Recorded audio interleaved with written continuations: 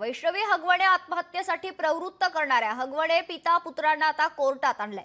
वैष्णवी हगवणेचा सासरा राजेंद्र आणि तिचा मोठा दीर सुशील यांना कोर्टात हजर करण्यात आले।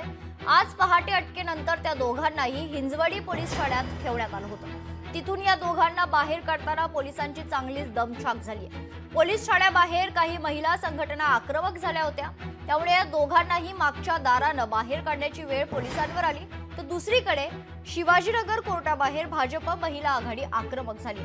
भाजपच्या महिला पदाधिकाऱ्यांनी आंदोलन करत हगवणेंना फाशीची मागणी केली। दरम्यान या दोघांनाही आता कोर्टात हजर करण्यात आलं असून शिवाजीनगर कोर्टात थोड्याच वेळात सुनावणीला सुरुवात होणार आहे।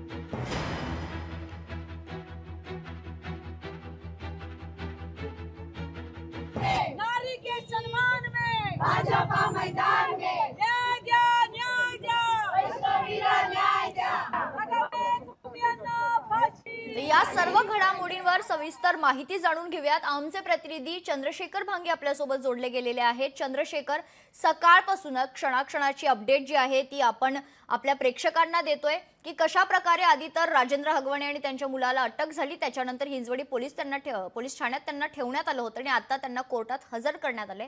थोड्याच वेळात सुनावणीला सुरुवात होणार आहे। अधिकची काय माहिती आहे चंद्रशेखर?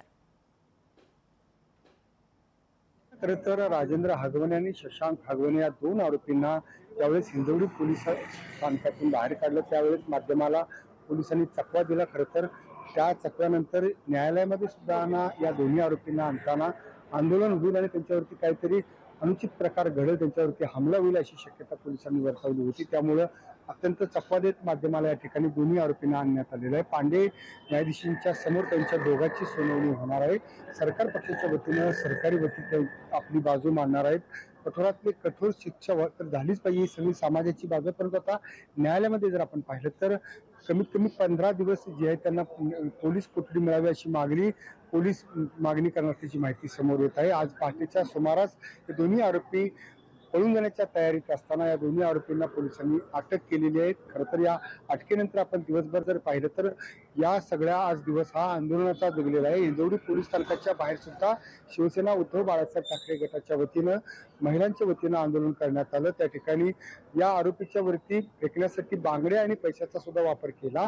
खरं तर या आरोपीला कठोरातली कठोर शिक्षा व्हावी ही मागणी अख्खा महाराष्ट्र करत आहे। परंतु आपण ही मागणी आता जी आहे आता शिवाजीनगर न्यायालयामध्ये कशा पद्धतीने न्यायालयाकडे वकील करतात हे सुद्धा पाहणं महत्वाचं आहे।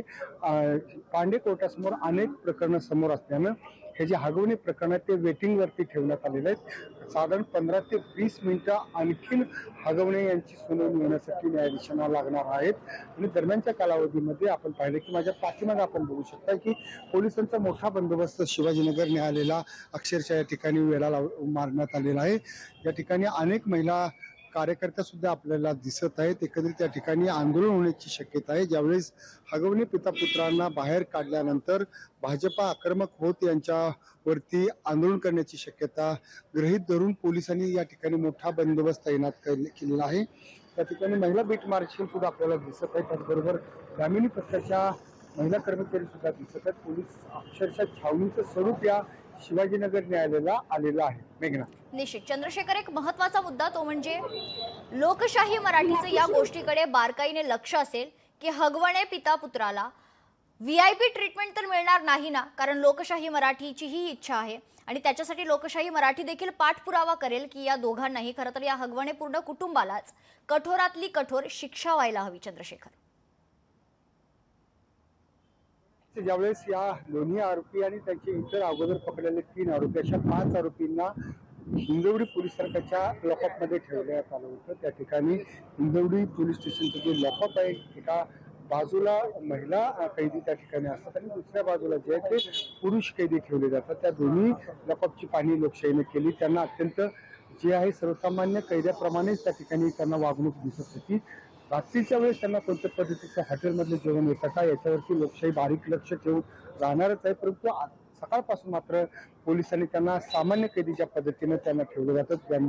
त्या पद्धतीने त्यांची वागणूक असते तीच वागणूक जी आहे त्या नराधम पिता पुत्र आणि ज्या ननंद आणि सासू यांना देण्यात येत आहे। मेघना, निश्चित धन्यवाद चंद्रशेखर आपण दिलेल्या सविस्तर माहितीसाठी। लोकशाही मराठी ऐका, पहा, जागरूक रहा.